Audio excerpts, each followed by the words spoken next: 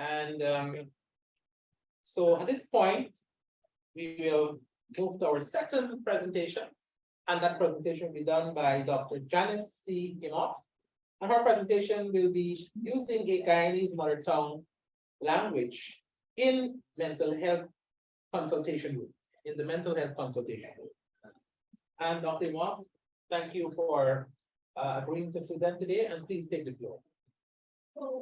At medical conferences, we physicians usually make disclosures. I will do the same for this Guyana Wellbeing Conference. I am not a linguist. I am not an educator. I am a close observer of life and living.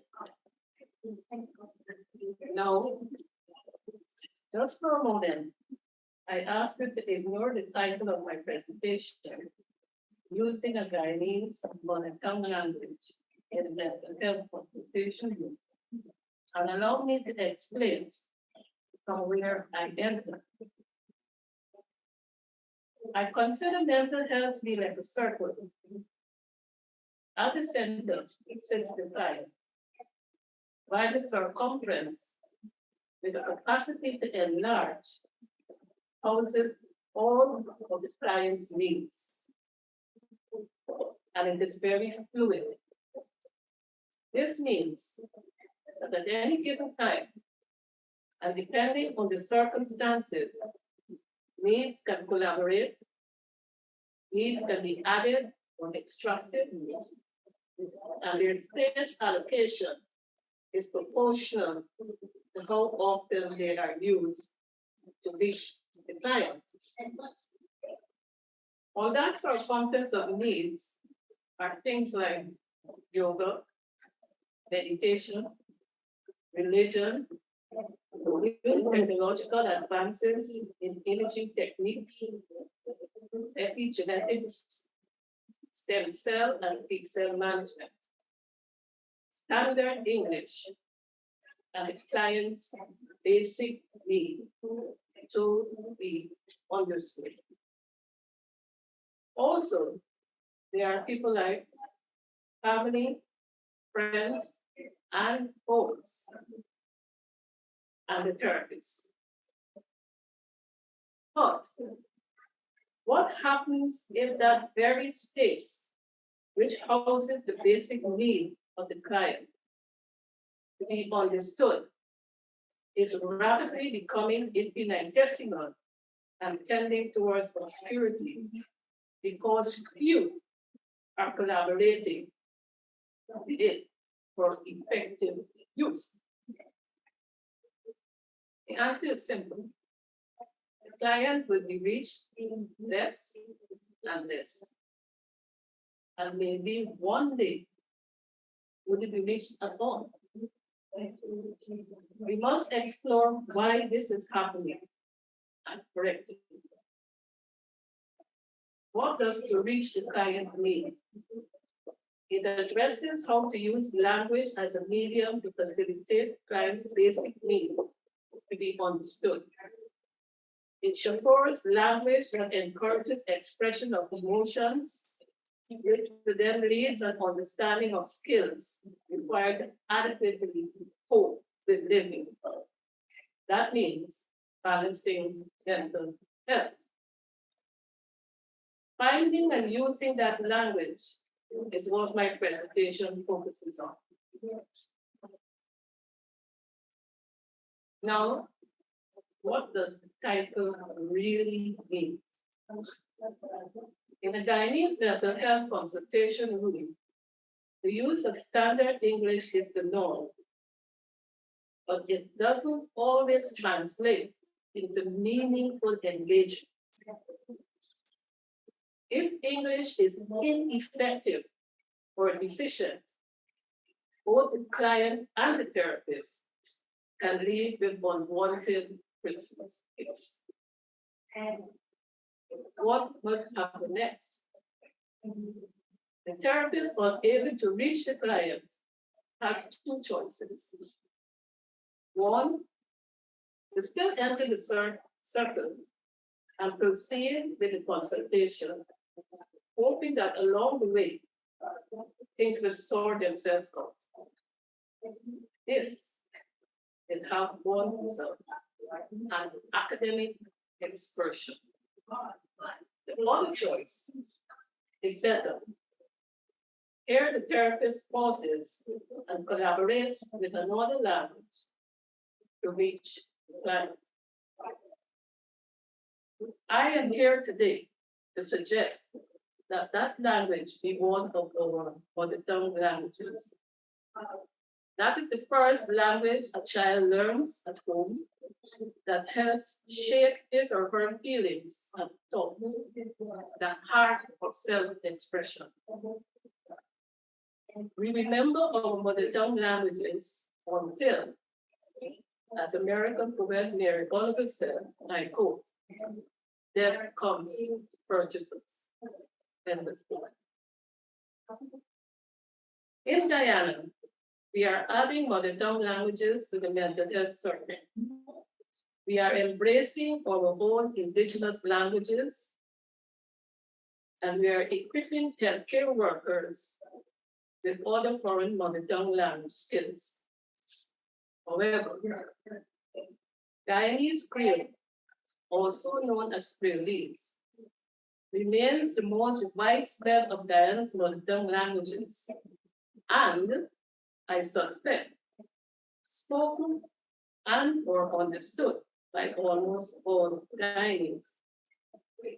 It is an embedded language, making all of us at least bilingual. How to use Creolese effectively.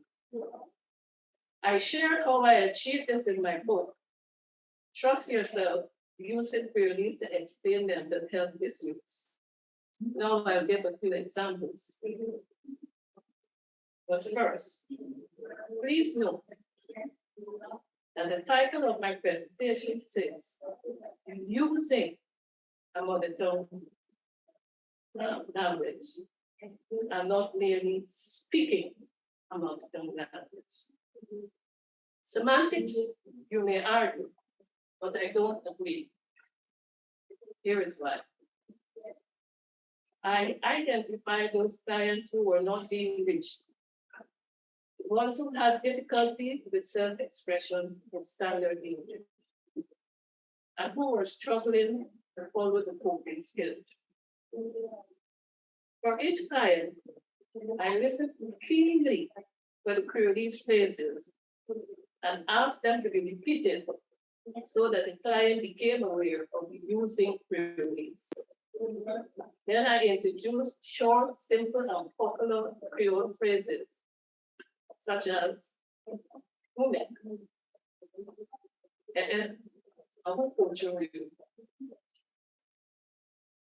why you not discourse in house first? These Creole phrases prompted relaxation and usage of more Creolese for self-expression, understanding, and subsequently a change of behavior. So it worked. For the fluent English-speaking clients, I tried to provoke a knowing, a bonding, and we understand each other by using the wisdom of welcome Creolese proverbs. All Guyanese know or use or understand our proverbs. And I found at least one popular proverb that addresses emotions and issues linked to mental health. Then I asked the client to repeat the proverb to see if it felt different, rather than me giving advice in English. Despite provoking laughter in most cases, the wisdom imparted by the proverb was captured, and it helped to improve behavior.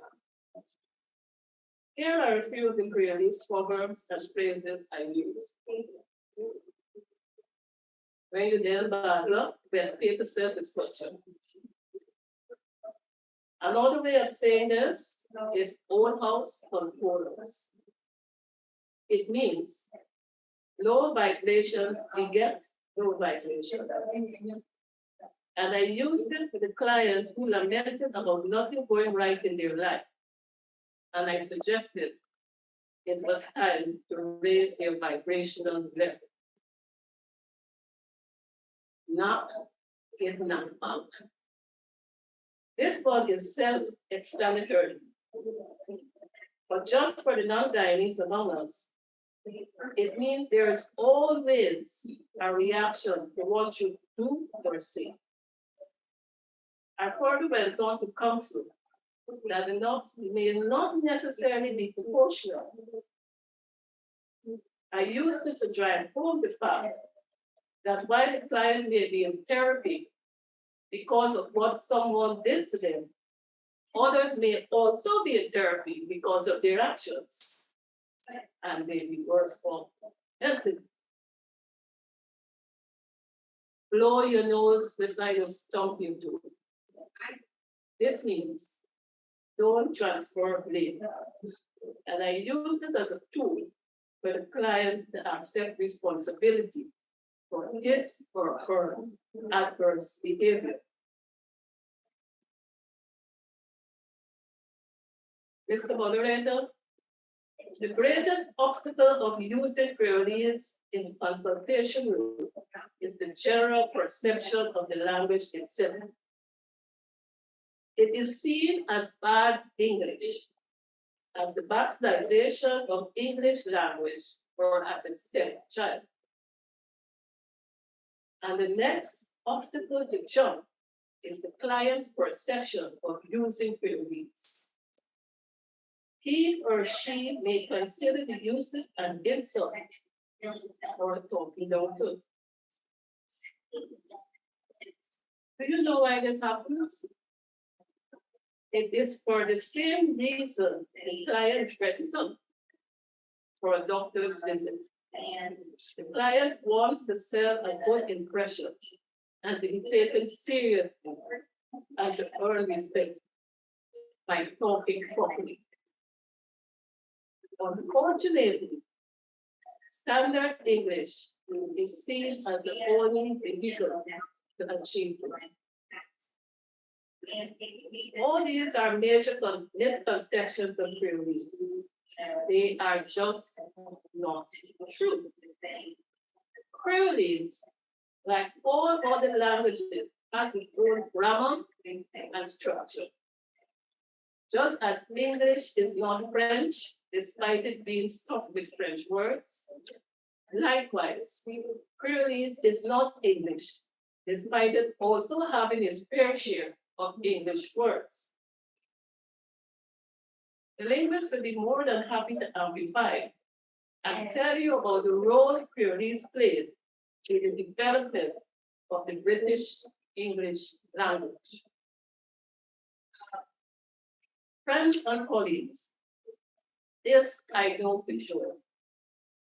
Using Guyanese in a consultation room will remove some of the power they wield from the therapist and place it where it belongs, at the fingertips of the client, and hence give him or her a sense of control. In closing, I find it amazing how Guyanese don't consider Guyanese a talking down to language when we go to the theater guild or the National Cultural Center to see good drama. You may argue that its use is for entertainment. Okay? But Guyanese is also used seriously in other facets of Guyanese life. For example, it is used by advertisers, talk show hosts, politicians, writers in the newspapers, and religious people seeking to win souls. I once heard a Bible class conducted in Guyanese. How much more serious can using Guyanese get? I mean, this is about using the language to understand God. Therefore, I ask, why should using priorities in a mental health consultation be treated differently? All have the same common denominator. Using queries to reach you, to get your attention, to get you to understand, and to get you to change. What goes with the goose? Goes with the gander. And in case you are wondering if this presentation is only applicable to the uneducated or by those stuck on the lower rung of the social ladder, let me dispute this immediately.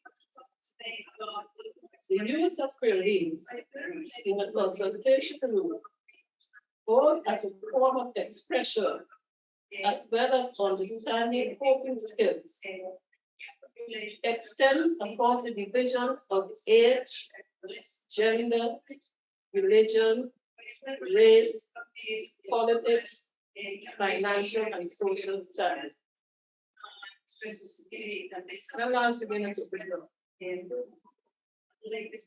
And see all of we Matthew talk up and get some using the English.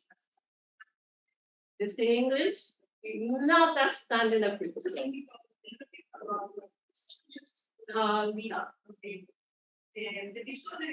Trust yourself. Embrace your ability to become bilingual or multilingual. Take privilege seriously and place it on the circumference of needs and use it collaboratively to reach the planet.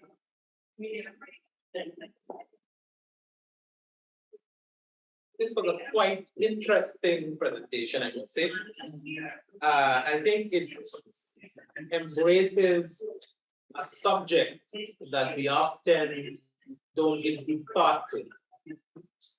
Because Creolese for the academic is a step down. In general, as it relates to their education and what they have learned. And we must reflect, even in this, on our history as a former British colony. So pride in the Queen's English has historically been something that was heavily focused upon. So in this modern enlightened day of educational / academic focus, to speak Creolese for some is not a good thing.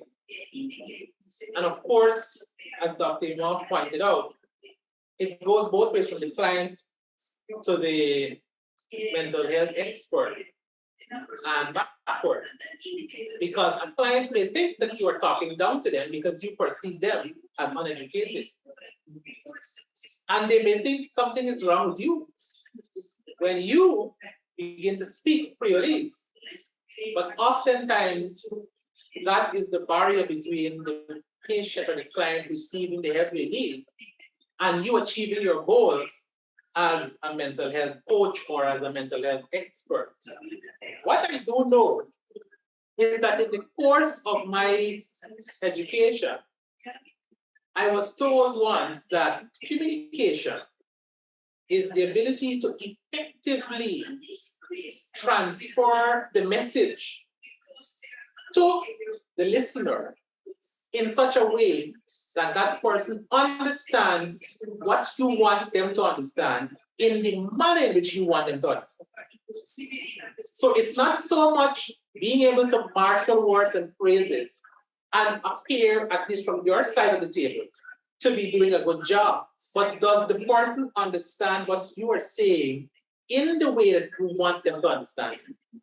And I think that is where Creolese bridges that divide. And certainly, I believe, of course, may want to ask questions or make comments to the presentation, and maybe ask Dr. Imhoff some questions. There we go. Our largest camera. In depth for this presentation, I'm really happy that I'm here and I'm able to share this experience with everybody. One conversation that I have one conversation that I had with a couple of my psychology colleagues around the importance of being able to communicate with your clients on their level, so that you're able to really talk about it. We had a conversation about not just the Guyana, and this is part of one of my questions. We feel like we should understand, because I know other countries there are mental health professionals who are very passionate about the importance of having somebody who looks like you talking with her, having somebody who sounds like you and talk just like you, be the person who are there to offer intervention and support. So that was one of my questions. Here, in terms of our Creole language, this issue just for us in Guyana, or something that affects wider certain countries who have similar kinds of historic backgrounds. I have one other question. I don't know if I was asked now or just. I take this one. Thank you for your question. Thank you for your comment. Now, I mentioned that Creolese cuts across all barriers in dynamic. That is true. You only have to listen. If we go back to our ancestors, all our ancestors, regardless of which place they belong, do you realize the amount of mental health challenges they have had? Anxiety situation, being promised a contract, and then when you get here, the contract is turned away. The Chinese who came to Guyana without their wives initially. And you can go on and on. Every single one of our ancestors were able to survive, otherwise we would be here to fail. And how did they do it? They did it through the creation of a language, which they bequeathed to us. Right? Now, in Guyana, we call Guyanese Creole. But Creole exists in every part of this world, where, according to Professor Ian Robinson, distinguished linguist, said, take one and take one and take your picture, take one and there, picture. And therefore, when that happens, you have the creation of a language that allows people to cope. And that is why you can go to Jamaica and with some amount of difficulty, you can still understand what they are saying. And you can go to Trinidad and you can go to everywhere where you can, English speaking Caribbean. All right? So, yes, to answer your question, it's not only limited to the Guyanese, you have to very different kind of Creole language. All right? You must not forget it. Recently, there was a story in the news where, despite Asian Creole being recognized as one of the main languages, somebody asked the linguist to accompany her to the hospital because she felt in his presence she would be treated differently.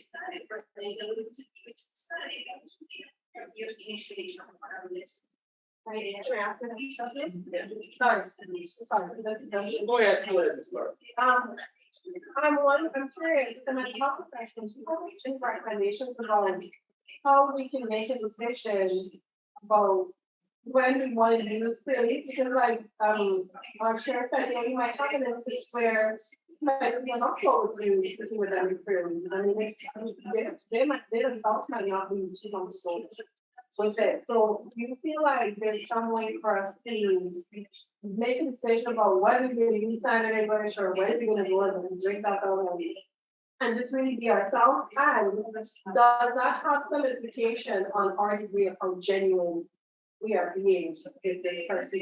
Because are we putting on a facade of speaking in a particular way, more intelligent than before, whatever you say, but when you're talking with your friend, then it's a different story. What are your thoughts on that? Thank you. A very important question. It's not an easy decision. It took me a number of years before I found the confidence to use queries in my presentation. I'm in practice, so you don't understand the importance of that. Now, at some point in time, you've got to listen to the client very keenly. I mentioned this in my presentation. You've got to select a client who is having difficulty expressing himself or herself with standard English, or unable to follow the coded skills. And listening, you're going to hear the theories as to when to introduce it. They take some time. But clients are very intelligent, regardless of what they consulted with you. And they would know if you're being genuine or if you're trying to make fun of them. And this is the whole concept of it, that Guyanese can be taken seriously. All right? It's not just the entertainment. It's taken seriously by other people, as I mentioned, by the students, because done it through these. I mean, how much more serious you can hold than using a Creole language to reach God. So you've got to listen, and once again, you've got to trust yourself.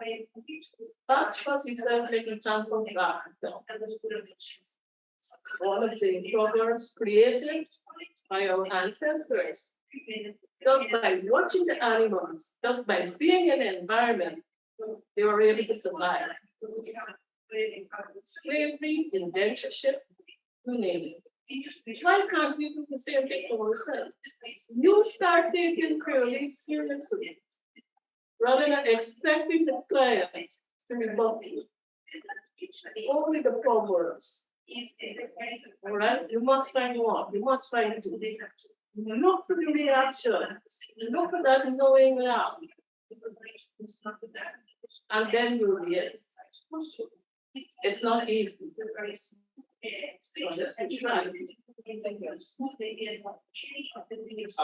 So there was Dr. Daniel here who had his hand up before. He's behind you. Yes. But just let me say that Ms. Lord was one of our presenters last year. She did a wonderful job, even though she was traveling at the time, as I recall. Thank you for coming. Dr. Daniel, please. It was amazing. When we were children and we went into the countryside for holidays, our aunts who lived in the country and our parents who lived in Georgetown would not have us speaking by the way you do it. When I went to England, I found that the English had a language they call Cockney. And when a man is talking about his wife, he will refer to his trouble and strife. And the Englishmen in London, they will understand.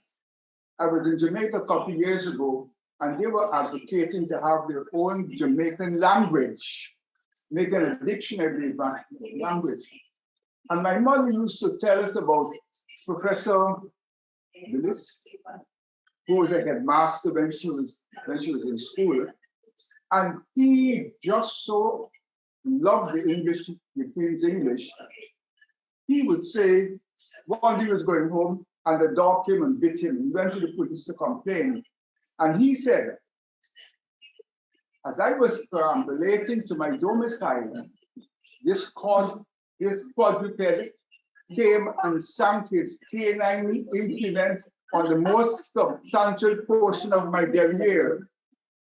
But this is where, in this generation, our children and children don't know enough of our history to identify ourselves or to know how to speak to the different person in what language and what vernacular for them to understand. So when we're telling them, but Daddy, why are you doing this? And we will say, if he asks you, no, will make your mouth shut up.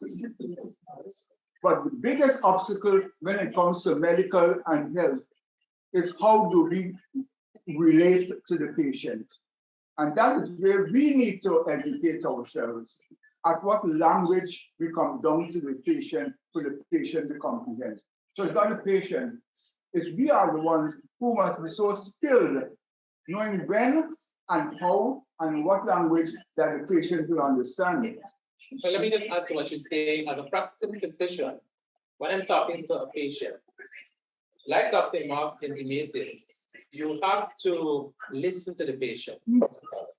If a patient is trying to impress you by speaking the King's English and you pick up the slips and the falls, you realize that you need to bring the conversation down to another level.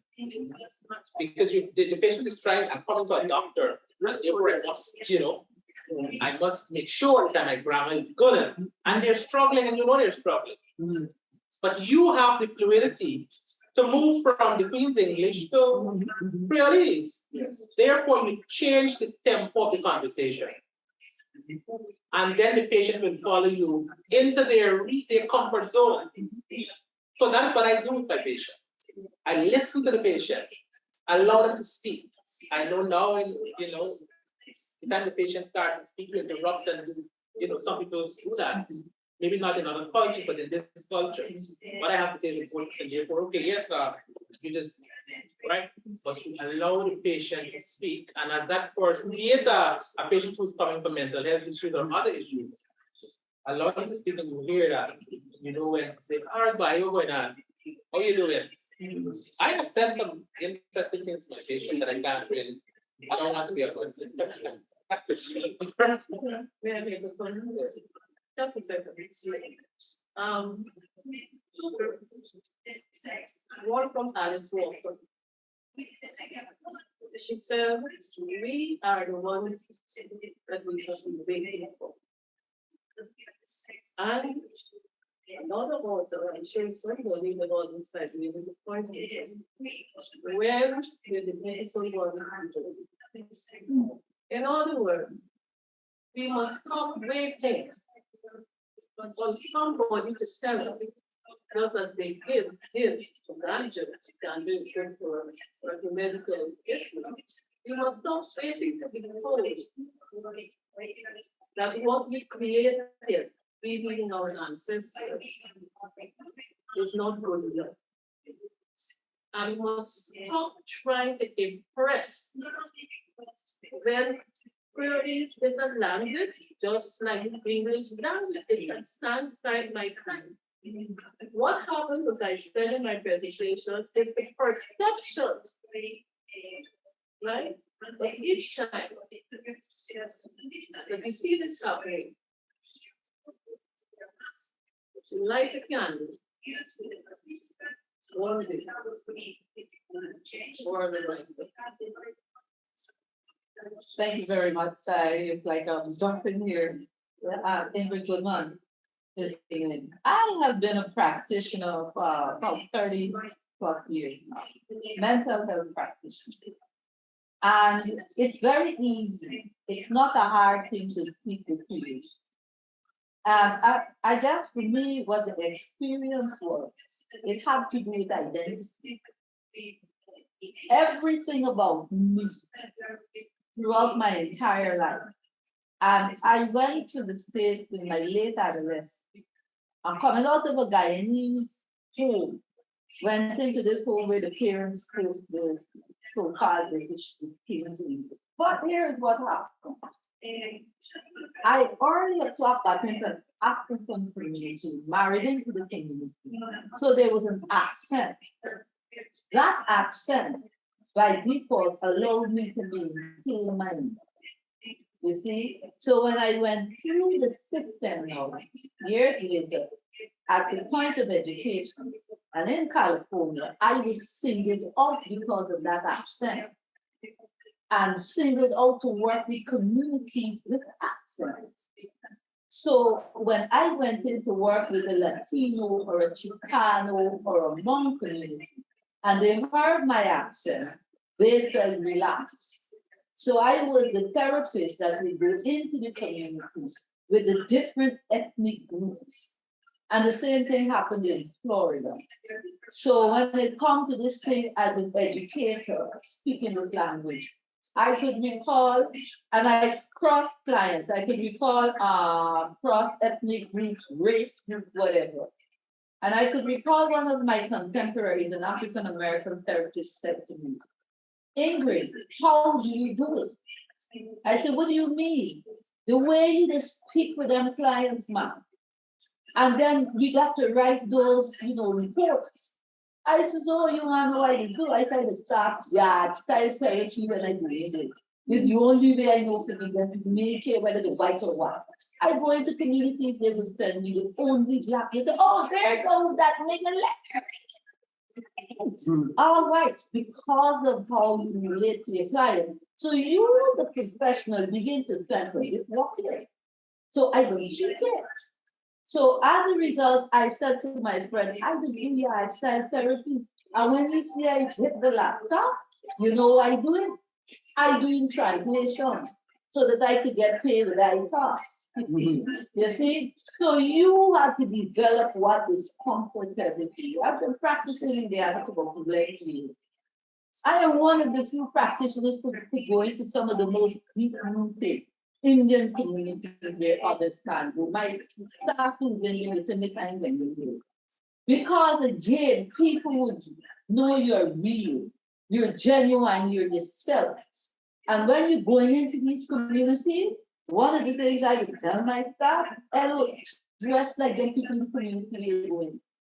And when you dress like them, you're going to feel comfortable. We were trained because we have to go into people's rooms, you know where you're going. Put plastic, put down 2 jeans, but we got them people go after your seat. And when the after your seat, you watch it, like you have to on that. You can't insult people, you can't make them feel less than you. So as a therapist, training persons here in Guyana, on the ground, you know, it's speaking, that's the only language I know how to speak. And when I sit down, I know how to write another language. Where I get the biggest flag as a professional is from my contemporaries. You know, I do the presentations every day. You know, now this goes on, you got to what's really the star. You know, you're a professional being. You got to change your tune. But it's that what is getting across. You see, so even when I present overseas, I hear this, but yet somebody from another culture, we speak another language, can comfortably get up there, say what they want to say, because that English is not their first language, and they're not criticized by it. But I am criticized by my contemporaries because I speak what is comfortable to me. And let me tell you something, it is not my issue, because I've got that confidence in myself. And that confidence, I always say, has to do with how I present myself in my identity. I recognize at 22 that my kinky hair was affecting some white folks. And when it was affecting them because they wouldn't look at me in my eyes, they would look at my head. I was a rasta all my life. And then I realized that I went home and I said to my husband, it's my hair. So using what is comfortable to you within your identity, then you begin to use the language, and people will signal you out to go work with persons who you can relate to. So, but Guyanese professionals, and I do agree with you, when they get in there, they, as you said, that is what they're talking about. I have no clue.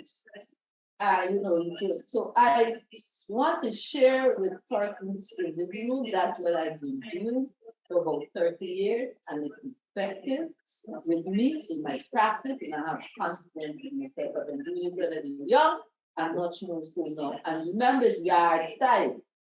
But when you're done yard style, you better know how to write into the language. You gotta get paid in system. And in America, we had to do the IFAR, what they call it, you had to do a written report. And it's a technical report, so it's not a standard English report. So if you're speaking a language and you cannot do the translation, then you run into a problem. Or if you're speaking their language and you can't communicate to the client. So sometimes we trade off one to the other. We could do the good talking and we don't connect. Or we could connect and then we can get back on right. So we must be as professional, very versatile. That's what I wanted to share. Just before we go into the next phase of our excitement, we have another presenter. I saw him through his presentation. So with that in mind, please go ahead, ask the question. If this was Jesus meant when he said, ears we have with his aunt here. Probably. He probably spoke Creole. Yeah. For being able to try to compete with your time, even now, next week. And I'll just mention that here, if you can actually do it, we would be a contact, not be a map, we don't have to take it. Trying to prove that, it's so kind of foreign and professional here. Trying to be rocky in the 90s, and there's no understand the kind of state, and trying to understand what they're saying. Years ago, we had some pretty talks about this, and yeah, the 90s speaking when it was that made an operation and docking so I think much part trying to interact with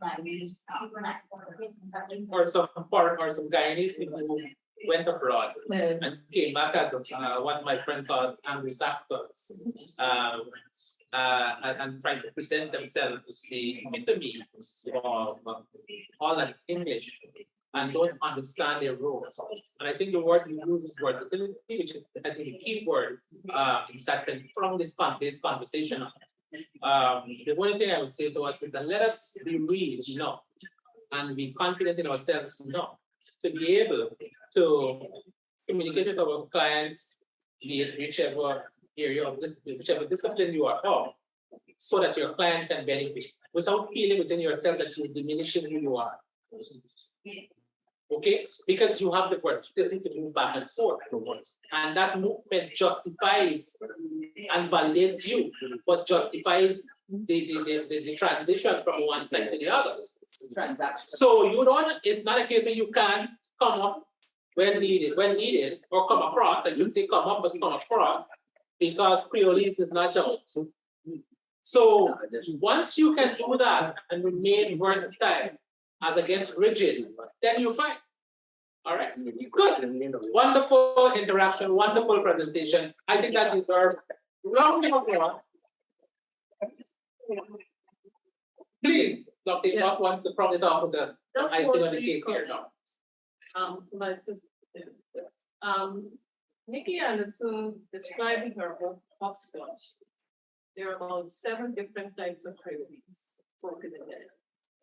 All right, so you have sugar and sticks, African villages, and she went on to this about them. Now, I know of children whose parents speak Spanish in the home. When they come out of the home, they speak English language. I have studied in England, and I know of Chinese who only speak Chinese at home. But when that child comes out to the hospital, the child speaks English. So we are all bilingual. It's just that we don't embrace it. And this concept that you're going to confuse the child, because whenever I make that comment, person says to me, no wonder the children got so much problem in the schools. And my response is, let us start by talking about why the child has so much problems in the first place. Right? Let us go back to why the child has so much a problem. Why after all these decades, there's still a problem in English language? It's not all it was. Wonderful, wonderful. Seems as if we can go on all day. We should have a separate conversation about Creolese. We should probably have the conversation in Creolese. I have Cuban friends who practice Creolese. What happened in their mind? Of course, there's some strange saying it, but it just makes the point that people are embracing Creolese. Yes. Thank you, Doc. One day, come that day. Translation. My grandmother always used to say when I asked questions to the child, one day, come that day, you will know. You will understand it better you by will and by. understand it better. Wonderful. Then when you find it, oh,